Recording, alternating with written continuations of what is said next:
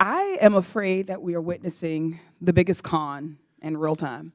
Our federal government is being fleeced by a handful of billionaires at the expense of everyday people. They're what we call unelected billionaire oligarchs, and they are not trying to right-size the government. They're not trying to make things more efficient or improve services. They want to eliminate their competition and grow their private coffers. The collective net worth of the president's cabinet is over $460 billion. That is unprecedented in our country's history, even counting the days of the robber barons or when the only folks who could serve in government were landowning wealthy white men. This isn't just government by the top 1%. It is government by the top 0.0001%.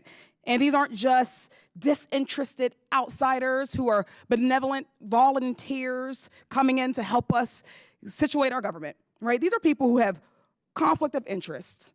They have financial stakes. They are even tied to litigation against the very agencies that they have been tasked to lead. Musk alone has nearly 100 government contracts across 17 federal agencies that total $3 billion. By all accounts, Musk is now running rampant through our federal agencies, accountable to no one, and doing what he pleases with federal systems and data with no transparency and no oversight. It's still unclear if he has security clearance or if he's passed a background check. He certainly hasn't filed any financial disclosures. This is absolutely outrageous, and Americans are rightfully mad.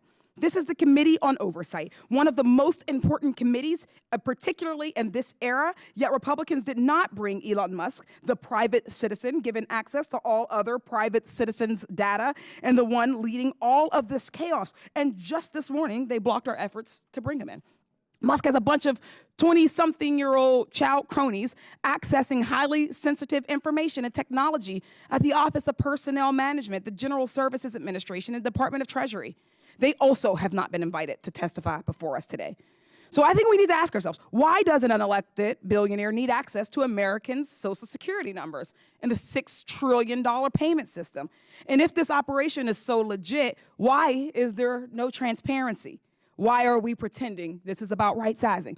The only logical answer is greed and corruption. Dr. Resch, do you agree that there is a corruption risk with this level of unaccountable access and that Musk could use this data to gain an advantage over his competitors? Whenever there is no security clearance, there is a corruption risk.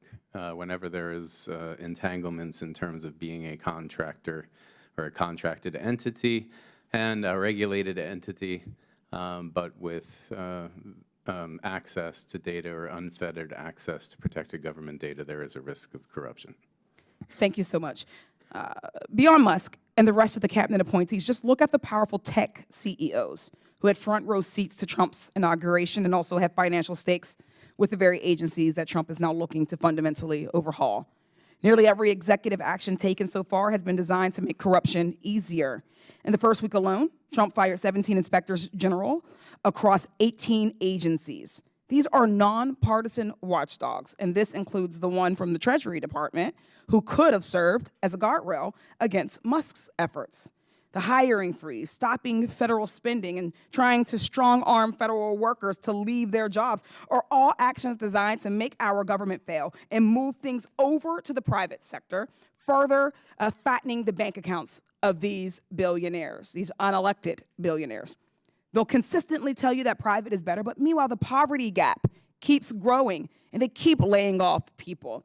While Americans' wages remain low, their multi-million-dollar bonuses keep getting bigger.